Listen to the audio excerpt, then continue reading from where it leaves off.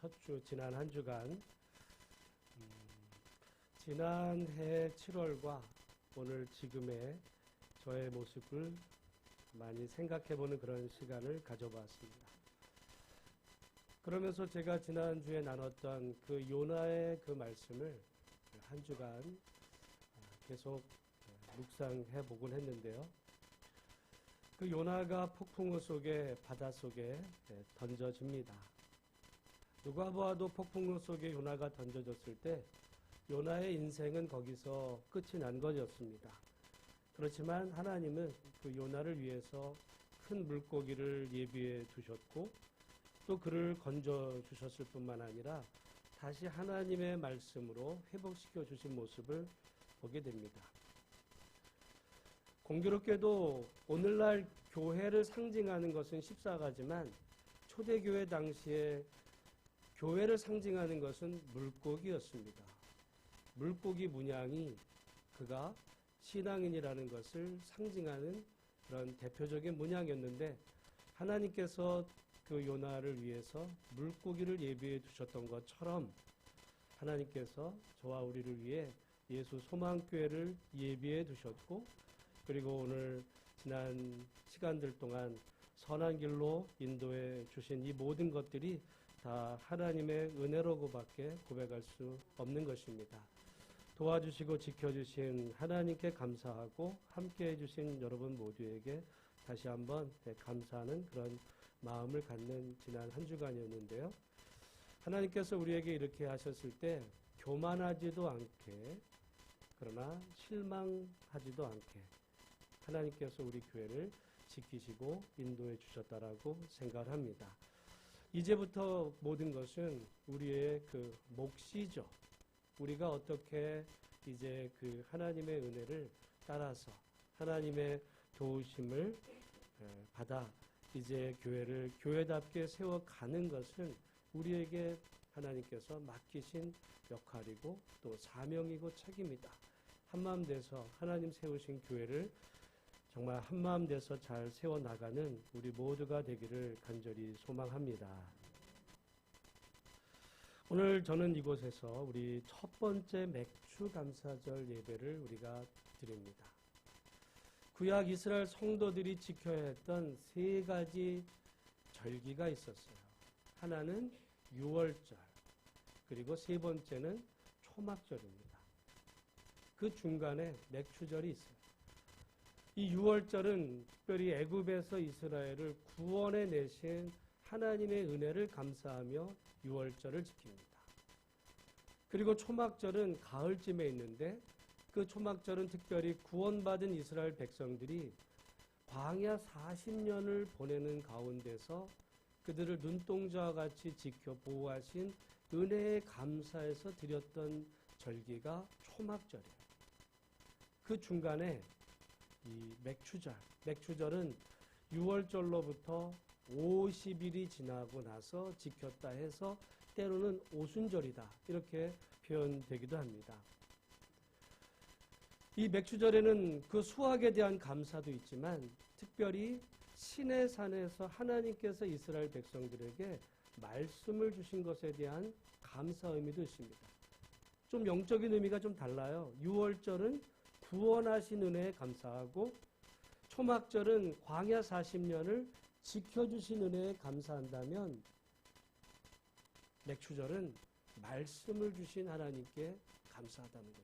여러분 우리가 구원을 받아서 늘 하나님의 인도하심 속에 어떤 만나와 매출하기로 그렇게 사는 것도 물론 감사하지만 만약에 우리에게 하나님의 말씀이 없다고 한다면 어떻게 살아가야 되는지에 대한 이 삶의 방향, 말씀이 없다고 한다면 여러분 그 또한 부족한 우리 신앙의 모습이라고 보죠. 그래서 하나님은 이스라엘을 애굽에서 구원해 내셨고 구원받은 백성들에게 말씀을 허락하시고 그 말씀을 가지고 이제 광야 40년을 지내는 가운데서 하나님은 그들을 눈동자와 같이 지켜 보호해 주신 하나님.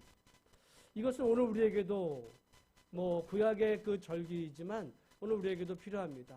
우리를 하나님은 예수 그리스도를 통해서 죄에서 구원해 내셨고 우리에게 하나님의 말씀과 특별히 성령 이 오순절날 사도행전에 따르면 그들에게 하나님은 말씀뿐 아니라 그들에게 성령을 주셨고 우리 광야 같은 인생을 눈동자와 같이 지켜 보호하시는 하나님. 오늘 이곳에서 우리가 맥주 감사절을 드립니다. 특별히 이곳에 교회를 세워주시고 이제까지 삶을 인도해 주신 그 하나님, 하나님께서 우리를 교회로 세우시고 또 우리를 이곳에 부르신 것은 하나님의 말씀을 예루살렘과 온 유다와 또 사마리아와 땅끝까지 전하는 하나님 말씀의 통로가 되라고 교회를 이곳에 세우신 줄로 알아서 오늘 맥주 감사절을 통해 하나님께 감사하고 우리에게 주신 사명을 다시 한번 회복하는 은혜가 우리 모두 가운데 있게 되기를 간절히 소망합니다. 저는 이 맥주 감사절을 먼저 맞으면서 우리는 특별히 먼저 하나님께서 우리에게 양식을 주신 하나님께 감사하자고 말씀을 드리고 싶어요. 사단이 예수님을 시험할 때 첫 번째 그 돌이 떡이 되게 하라 요구했을 때 예수님은 사람이 떡으로만 사는 것이 아니요 하나님의 말씀으로 산다라고 말씀하셨을 때 여러분 예수님은 절대로 떡은 필요 없다고 말씀하신 것이 아닙니다. 사람은 여러분 떡이 있어야만 떡이 필요할 수밖에 없는 그런 존재죠. 여러분 오늘 우리가 만약에 당장 일용할 양식이 없어서 여러분의 곳간에 여러분의 어떤 그 삶에 아무것도 먹을 양식이 없다면 여러분 3일 굶어 남의 담벼락 안 넘을 사람이 없는 거죠. 사흘은 금식은 할 수 있어요. 40일도 금식은 할 수 있습니다. 왜? 그 기간이 끝나고 나만 먹을 것이 있기 때문에는 그 기간 안에 작정하며 굶을 수는 있지만 그 기간을 예측할 수 없는 그런 상황 가운데서 먹을 양식이 없는 그것은 절망입니다. 여러분 특별히 하나님께서 이스라엘 백성들에게 지금 이 감사 절기를 명하신 곳은 가나안 땅이 아니라 거기는 광야였어요. 우리가 출애굽기를 지금 수요일마다 보는 가운데 있습니다. 하나님께서 이스라엘의 그 10가지 이제 애굽의 재앙을 통해 그들을 홍해를 가르게 해주시고 광야로 그들이 들어옵니다. 그리고는 하나님께서 출애굽기 19장에 보면 그들을 시내산까지 인도하세요. 여러분 출애굽기 19장부터 시작이 되었던 그 시내 광야, 시내산에서의 그 생활은 민수기 10장에 이를 때까지 그들은 시내산에 머물게 됩니다. 당연히 지금 레위기 23장을 명하신 하나님의 그 말씀은 시내 광야에서 주신 말씀이에요. 지금 하나님께서 맥추절을 지키라고 말씀하신 바로 그 장소는 광야입니다. 광야 같은 인생길을 살아가는 우리에게 만약에 생각해보면 그것은 먹을 양식이 없는 것이죠. 마실 물도 보장할 수 없는 것입니다. 여러분 광야 그것이 얼마나 힘들었던지 하나님의 그 엄청난 구원의 은혜를 그들이 다 보았잖아요. 10가지 재앙 애굽에 임하는 것을 그들이 경험했고 마침내 10번째 재앙을 통해서 애굽의 모든 장자가 죽는 것을 그들은 다 옆에서 다 보았을 뿐만 아니라 하나님의 인도하심 속에 홍해가 갈라지고 그들이 구원 입은 그 감격이 얼마나 컸던지 출애굽기 15장에서는 그들이 정말 춤추면서 하나님의 은혜를 감사해요. 그러나 출애굽기 16장에 들어서면 그들은 사흘길이 지나면서 마실 그 물 때문에 하나님을 향해서 원망하기 시작합니다. 여러분 먹고 사는 문제가 이게 아무런 것이 의미가 없는 것이 아니라 광야 이스라엘 백성들을 보면 이 먹는 문제, 마실 물 때문에 하나님 앞에 끊임없이 불평하는 것을 볼 때 사람이 양식 없이는 절대로 살 수 없는 그런 존재다.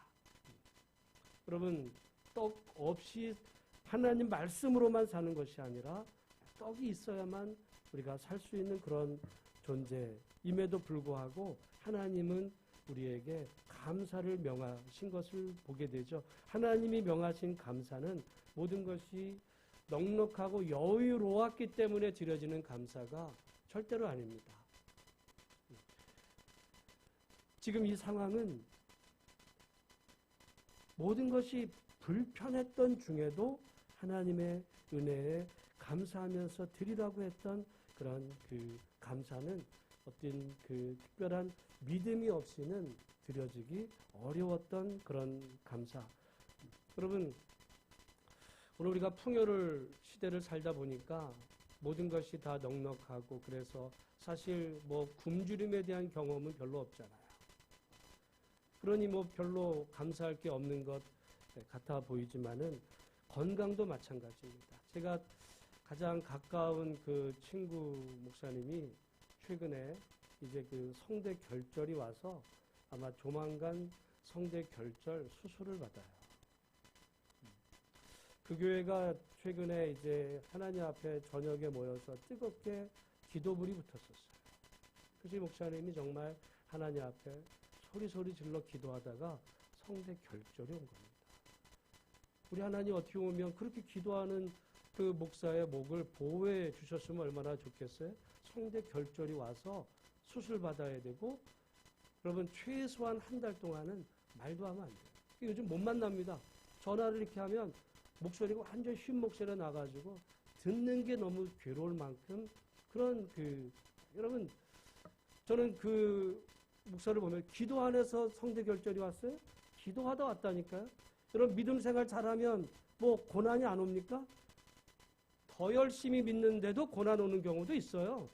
오히려 기도 안 하고 잠자는데 목은 좋은 이런 경우도 있죠. 여러분, 우리가 인생을 살아가는 가운데서 말할 수 있다는 것에 감사해 본 적이 있나 그런 생각을 제가 해봤어요. 의외로 목사님들 중에 성대 결절 온 분들 많습니다. 그러면 설교 못하는 거예요. 어떤 분은 제가 볼 때 6개월까지 못하는 분도 봤어요. 우리가 오늘 이렇게 살아가면서 여러분이 말할 수 있다는 거, 오늘 우리가 거할 수 있는 그런 공간이 있는 거, 삶의 이런 그 형편처지에 뭐 남한테 자랑할 만한 무슨 운동선수 같은 그런 건강은 없을지라도 오늘 우리가 거동하며 하나님 앞에 나와 찬양할 수 있고 또한 움직일 수 있고 예배드릴 수 있는 이 모든 것에 감사하는 마음이 과연 오늘 우리에게 있는가? 한번 우리 자신들을 돌아보며 우리에게 일용할 양식을 주시고 오늘 우리의 삶을 인도하시는 하나님께 먼저 감사할 수 있는 우리 모두가 되기를 간절히 소망합니다.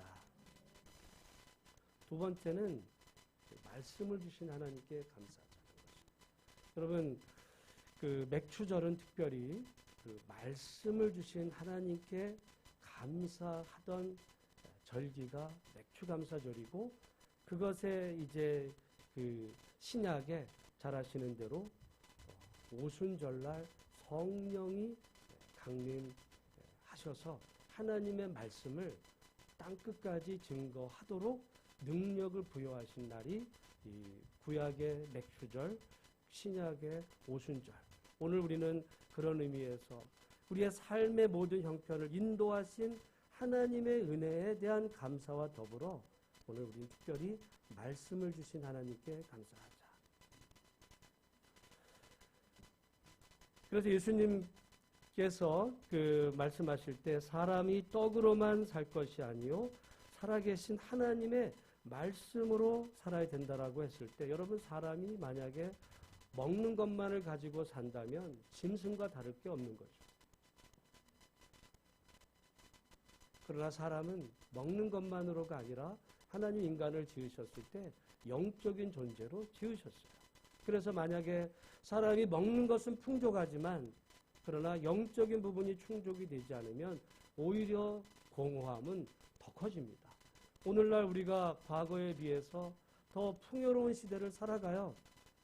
과거에 여러분 우리가 고기를 먹어본 적이 여러분이 얼마나 되겠어요? 우리가 자라면서 고기를 조금이라도 맛보는 그것은 어떤 누군가의 특별한 생일에 나오는 미역국에 들어간 고기 외에 무슨 고기를 무슨 한번 마음껏 구워 먹자 어디 무슨 고기 뷔페 가보자는 이야기는 꿈도 꿀 수 없는 그런 시대를 우리가 살아왔어요. 오늘 우리는 어떻게 보면 너무 잘 먹어서 많이 먹어서 비만에 걸리고 성인병에 걸리는 이런 시대를 우리가 살아가죠.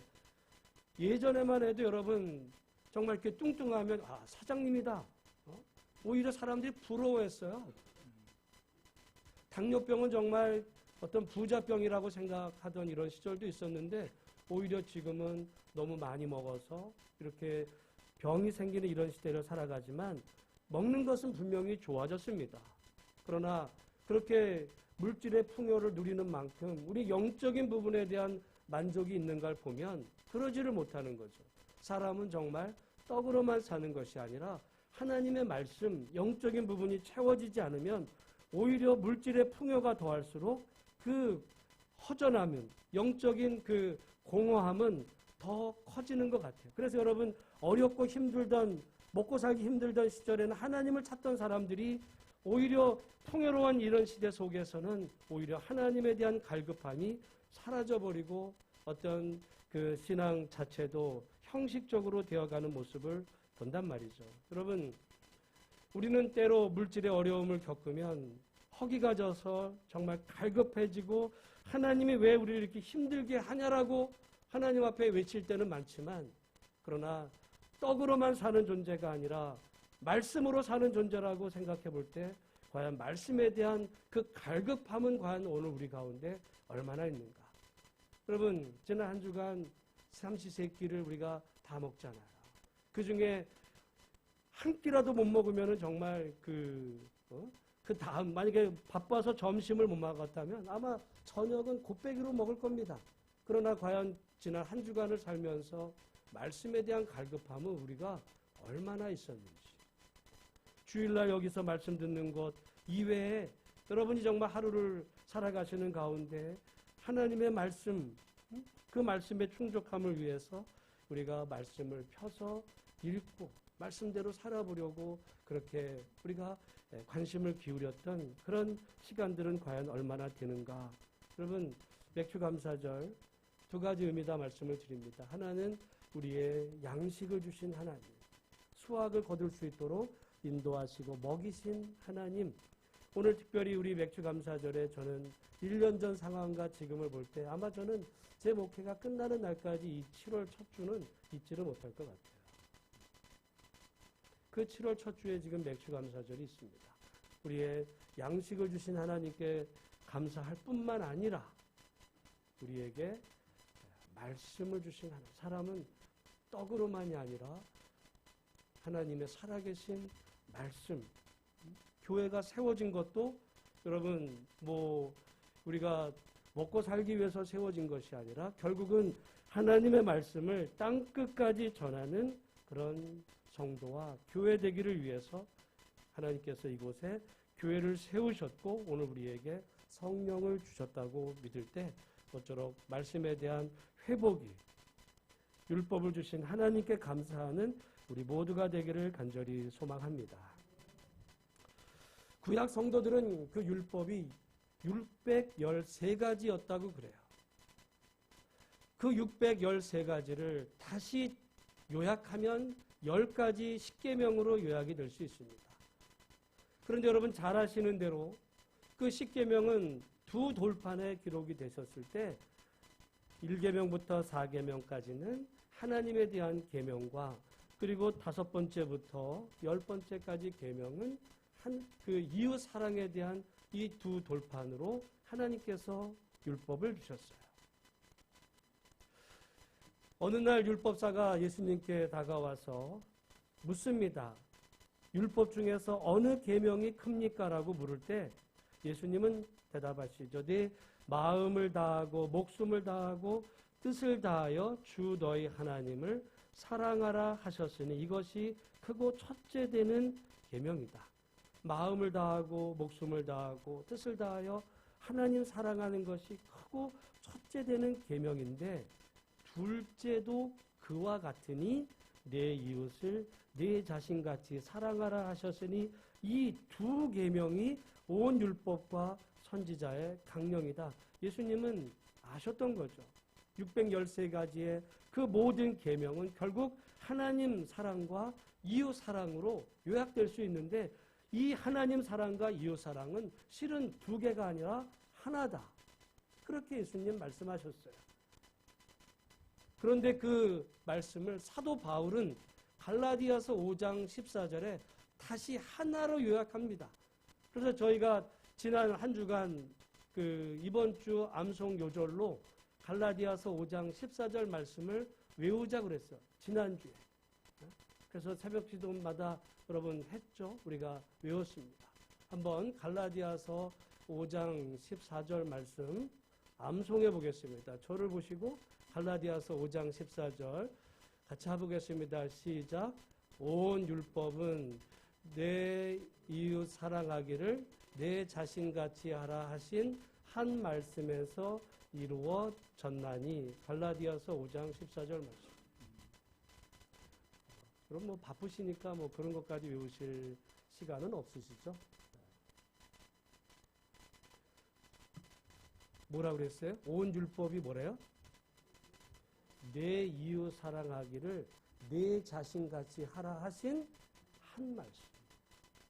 그러니까 율법을 한마디로 말하면 뭐예요? 이웃 사랑이라는 거예요. 여러분, 우리는 이렇게 생각합니다. 율법은 하나님 사랑이라고. 하나님 사랑은 크고 첫째 되는 계명이니까 그거는 필수고 이웃 사랑은 선택이다. 그건 착각이에요. 그거 아닙니다. 그건 여러분의 신학이지. 성경은 내 마음을 다하고 목숨을 다하고 뜻을 다하여 하나님을 사랑하라는 것이 크고 첫째 되는 계명일 뿐만 아니라 둘째는 그와 똑같아요. 둘째도 첫 계명과 똑같은데 내 이웃 사랑하기를 내 자신같이 하라. 그 예수님 말씀인데 사도 바울은 그거를 하나로 온 율법은 내 이웃 사랑하기를 내 자신같이 하라 하신 한 말씀에서 그것이 다 이루어졌다라고 말했고 야고보 사도도 너희가 만일 성경에 기록된 대로 내 이웃 사랑하기를 내 몸과 같이 하라 하신 최고의 법을 지키면 잘하는 것이거니와 그랬어요. 최고의 법이 뭐래요? 내 이웃 사랑하기를 내 몸과 같이 하라고 하신 그 말씀이 최고의 법이라는 거예요. 여러분, 안식일 왜 지킵니까? 하나님 앞에 예배한다고요? 출애굽기와 신명기 말씀에 따르면 그거 이웃 사랑입니다. 온 율법은 다 사랑, 하나님 사랑, 이웃 사랑. 왜 하나님 사랑해요?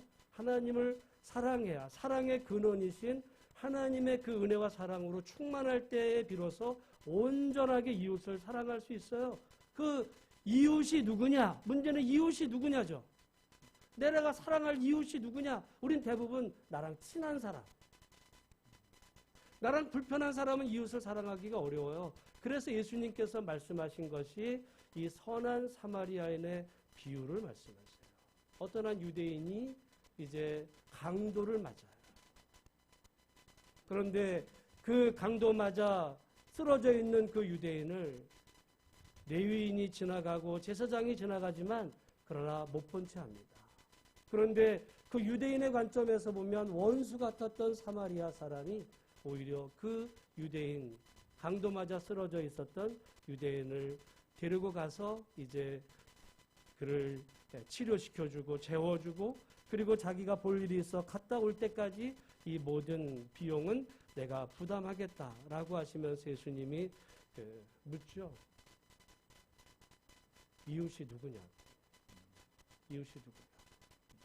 여러분, 우리는 그 이웃을 나랑 같은 생각을 가진 사람, 내 말을 듣는 사람, 나랑 친한 사람, 그러지 않은 사람은 원수예요. 그러나 예수님은 우리의 그 사랑의 크기가 넓어져서 유대인과 사마리아인은 원수입니다. 그런데 예수님은 그 유대인과 사마리아인이 이웃이라고 말합니다. 율법은 그 이웃을 사랑하라는 거거든요. 어떻게 보면 그 이웃은 그 사람의 믿음의 크기입니다. 자기가 친한 사람만 사랑하는 사람은 그의 믿음의 정도가 거기까지고 원수까지 사랑하는 사람은 그의 믿음의 거기가 그만한 거죠. 그래서 여러분 성령이 너희에게 임하시면 권능을 받아서 예루살렘과 온 유대와 사마리아와 땅끝까지 이르러 내 증인이 되리라. 여러분 유대인의 입장에서 보면 사마리아 원수라니까요. 이방인 원수입니다. 그거를 품을 수 있는 그 능력은 성령이 임하셔야 가능한데 그 성령이 오순절날 임하십니다. 어떻게 보면 맥추절날. 오늘 그러니까 어떤 의미에서 우리가 그 이웃을 내 몸과 같이 사랑하라고 하는 그 말씀을 온전히 이루려면 그는 성령 충만 외에는 답이 없다. 여러분 우리 성령 충만을 원하잖아요. 성령 충만 받아서 뭐 하려고 성령 충만을 원합니까? 성령 충만 받으면 내가 방언을 한번 해보고 싶어.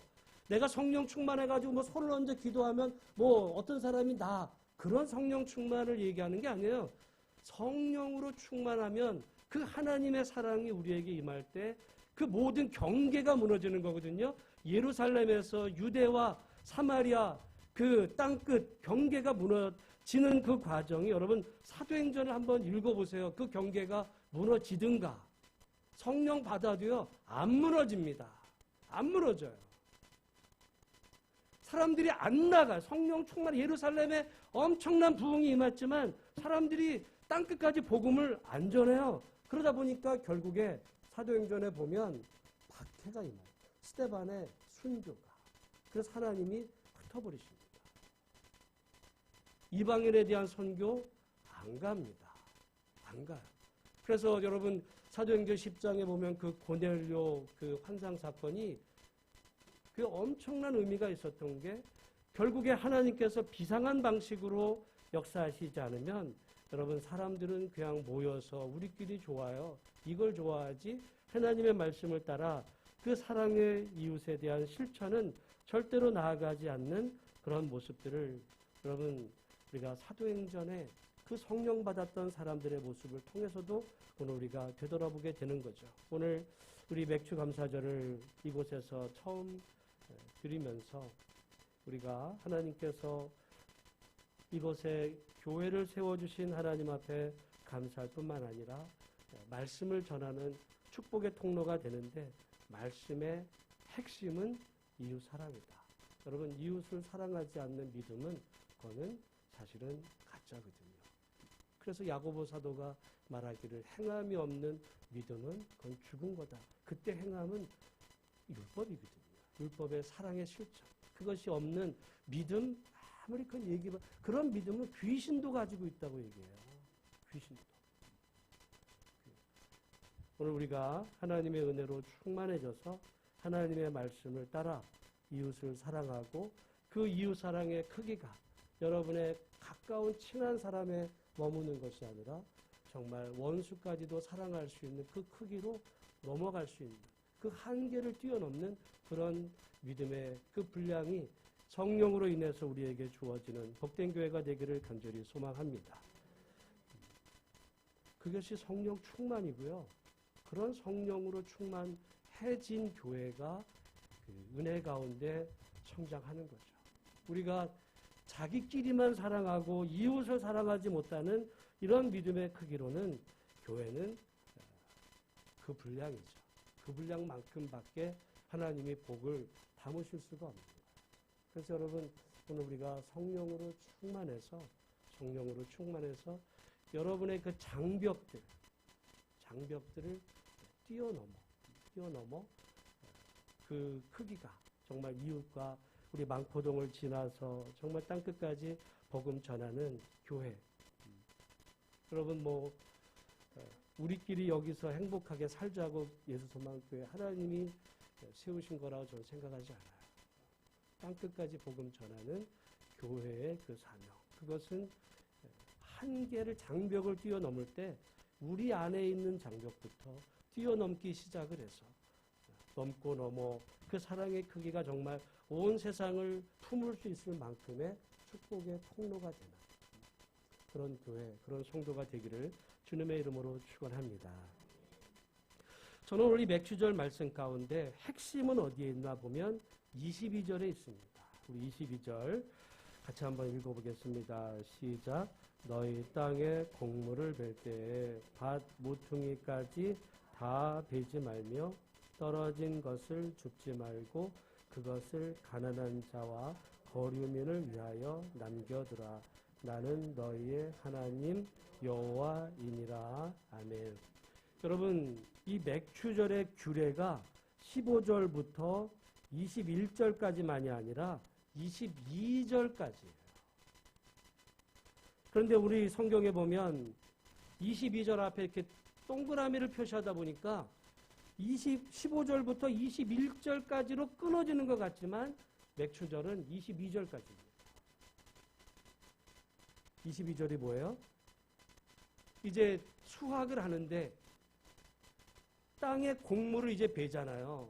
곡식을 베는 가운데 밭에 모퉁이가 있잖아요. 밭에 모퉁이는 어떻게 하라는 거예요? 밭에 모퉁이도 베는데 다 베지 말고 남겨두라는 거야.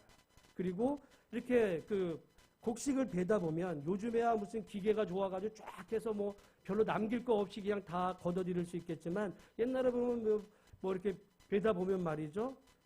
그 곡식이 바닥에 떨어진 게 있어요. 그 떨어진 거는 어떻게 하래요? 줍지 말아요. 왜? 가난한 자와 거류민이 먹고 살라고. 이게 맥추절의 핵심입니다. 여러분, 그래서 우리가 절기가 되면 읽는 성경이 있잖아요. 우리가 예를 들어 성탄절 되면 설교할 그런 설교가 쉽지 않아요. 왜?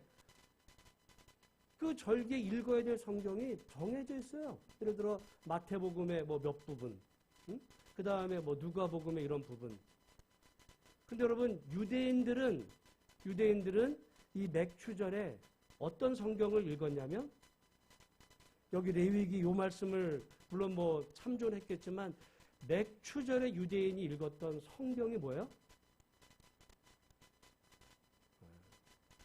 저희가 옛날에 다 얘기했습니다. 맥추절에 읽었던 성경은 룻기입니다. 룻기가 어떤 성경이에요? 유대 땅 베들레헴에 흉년이 들어요. 나오미 가정이 먹고 살기 위해서 고향을 떠나 이방 땅 모압으로 갑니다. 그 모압에서 10년을 사는 중에 남편도 죽고 두 아들도 다 죽고 며느리 룻과 함께 나오미가 고향 땅으로 돌아오죠. 이방 땅에 더 이상 살 수가 없어 고향 땅으로 돌아오는데 고향 땅에도 살 수는 없어요. 왜? 떠날 때 이미 모든 걸 다 정리하고 갔기 때문에 그 시절에는 농경 시대였기 때문에 땅떼기가 없으면 먹고 살 길이 없는 거예요. 오늘날이야 뭐 공장에 취직하면 되지라고 말하지만 여러분, 그 시절에는 그런 것이 아니라 이제 먹고 살 길이 없을 때 그때 그 베들레헴에 보아스가 있었어요. 그 보아스는 이제 수확을 하는 가운데서 오늘 이 말씀, 밭에 모퉁이까지 베지 말고 떨어진 곡식을 줍지 말라는 말씀을 그는 진짜로 실천을 합니다. 그때 그래서 룻이 그 보아스의 밭에 나가서 이제 곡식을 거두어서 시어머니와 함께 그 고난의 세월을 이겨나가다가 결국에 그 보아스를 만나 결혼을 하게 됐고, 그 후손을 통해서 다윗 임금이 나오고 그 다윗의 후손으로 예수님이 오게 하시는, 정말 어찌 보면 성경에서 이야기로 최고의 아름다운 그 장면이 룻기예요. 저는 전에 제가 위임 목사가 되고 그 교회에서 처음 설교를 했던 게 룻기였습니다. 룻기는 정말 멋진 성경인데 그 룻기가 바로 맥추절의 말씀이에요. 다른 것도 아니고 오늘 레위기 23장 22절. 여러분, 근데 땅에 곡물을 벨 때 밭 모퉁이까지 다 베지 말고 떨어진 것을 줍지 말라. 여러분, 밭의 모퉁이에 몇 평까지 베지 말라는 말은 없어요. 그 모퉁이가 얼만큼의 크기인지는 그 사람의 믿음의 크기이고 사랑의 크기였어요. 여러분, 그 말씀을 따라서 밭의 모퉁이까지 다 비는데, 모퉁이라는 것이 어떻게 보면 정말 손톱만큼 가지고도 나 여기 이만큼 내가 놔뒀어. 이거 조금 요만큼 안 비워놓고 난 이거 지켰어. 이럴 수도 있는 거예요. 다 주워놓고 예를 들어 거기에 조금 남겨놓고 나는 뭐 말씀대로 했어라고 말할지 모르지만 보아스는 얼마나 이 말씀을 지켰는지 보니까 여러분 그 룻이 보아스 밭에서 일을 할 때 그게 그 먹고 살 만큼 보아스는 남긴 거예요. 어찌 보면 밭에 워낙 보아스의 밭이 너무너무 컸기 때문이도 보지만요. 그렇지 않아요.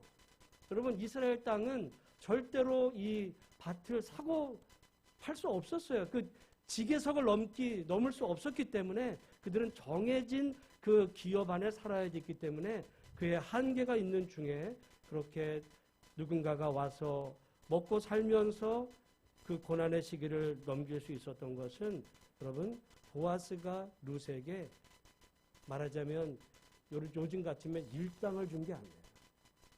일당을 준 게 아니고 실제로 곡물을 거기다 남긴 거였거든요.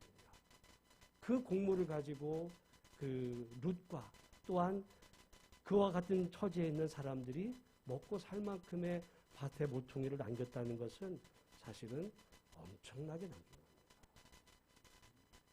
그의 믿음의 크기가 그만큼 컸던 거죠. 하나님이 그를 축복하셔서 결국 그가 그 다윗의 조상이 되고 역사의 이름으로 남는 위대한 이름이 됐잖아요. 예를 들어 뭐 예전에 우리나라에도 그 경주의 뭐 최부자 이런 분의 그런 것은 그분이 부자였기도 하지만 그 한 일이 귀해서 사람들에게 어떻게 보면 부자의 귀감으로 남는 것처럼 보아스는 단지 그가 부자였던 것만이 아니라 하나님의 말씀대로 해서 역사에 어찌 보면 예수님 오실 때까지 이 성경이 없어지겠습니까? 이 성경이 남아있는 한 그의 이름은 대대에 회자되면서 정말 믿음으로 살았던 귀한 존재로 보아스의 이름을 남기는 그런 귀한 이름이 되었죠. 여러분 그래서 뭐 호랑이는 죽어서 가죽을 남기고 사람은 죽어 이름을 남긴다 했을 때 보아스야말로 정말 귀한 이름을 역사의 신앙 안에 남긴 그런 귀한 인물이 되었다. 그런데 누가복음 12장에 보면 정반대의 부자 이야기가 또 나와요. 그도 정말 엄청난 부자였어요. 그가 밭이 많았던지 밭에 소출이 풍성함에 심중에 이르기를 내가 곡식 쌓아둘 곳이 없으니 어찌할까 하다가 내 곡간을 헐고 더 크게 짓고 내 모든 곡식과 물건을 거기 쌓아두리라. 그렇게 해서 이전에 모든 곡식 창고로 부족하니까 아주 헐고 더 크게 모든 것들을 곡식을 쌓아두고 내 영혼에게 이르되 내 영혼아 열에 쓸 물건을 많이 쌓아두었으니 평안히 쉬고 먹고 마시고 즐거워하자.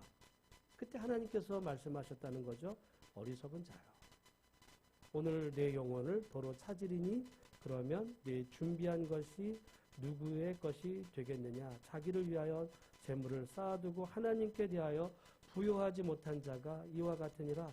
여러분 예수님은 그를 향해서 어리석은 자라고 말했고 그 사람의 이름이 누군지를 밝히질 않아요. 알 필요 없는 이름이죠. 알 필요 없는 사람이에요. 그러나 보아스는 역사에 남는 이름이 됐어요. 어떤 사람은 역사에 알 필요가 없는 어리석은 자로 이름이 남았거든요. 저는 결국 오늘 이 레위기 23장의 말씀 이웃사랑이죠. 이건 이웃사랑입니다. 여러분 맥추절에 하나님께서 율법을 주셨을 때 그 율법의 핵심은 이웃사랑이라 했어요. 그 이웃사랑이 뭐냐? 22절 땅에 곡물을 벨 때 반 모퉁이까지 다 베지 말며 떨어진 것을 줍지 말고 그것을 가난한 자와 거류민을 위하여 남겨두는 바로 그 마음. 그게 사랑이고 이웃사랑의 실천이죠. 그것을 실행했던 보아스는 정말 가고 오는 모든 세대의 귀한 이름으로 남았지만 아마 그 한 부자는 이 말씀을 알았어요. 유대인이라면 당연히 알죠. 유대인이라면 당연히 이 맥추절에 관계된 말씀은 그는 수도 없이 듣고 배웠지만 실천하지 않았을 때 어리석은 자라고 판명되었던 사람. 아마 그도 자기는 구원받았다라고 말할지 모릅니다. 그러나 주님은 그를 향해서 너는 어리석은 자다. 하나님 말씀을 어긴 거죠. 오늘 우리가 이곳에서 맥주 감사절을 드립니다. 말씀드린 것처럼 우리 아까 장로님 기도도 하시고 정말 오늘 여기까지 인도해 주신 하나님 앞에 정말 너무너무 감사한 그런 한 주간이었어요. 우리가 여기 와서 8월 19일 날 예배를 드렸지만 그때는 좋았던 거고요. 8월 달은 이미 문제가 해결된 것이었고 제가 진짜 힘들었던 거는 7월 첫 주였습니다. 지금이었어요. 그런데 하나님은 정말 기가 막힐 방식으로 오늘 설교 시간에는 말씀드릴 수 없지만 기가 막힐 방식으로 예배해 주셨고 인도해 주셔서 오늘 여기까지 오게 하신 하나님, 오늘 여기서 맥주 감사절 예배를 첫 번째로 드립니다. 율법의 핵심이 뭐냐? 이웃 사랑. 이웃이 누구냐? 어떻게 보면 그 이웃은 자기 믿음의 분량과 관계가 됩니다. 자기 믿음의 크기만큼 내 이웃은 그냥 내 식구가 나는 이웃이야. 그까지. 내 식구 아닌 사람은 그냥 남이고. 그런데 좀 더 커진 사람은 다른 사람까지.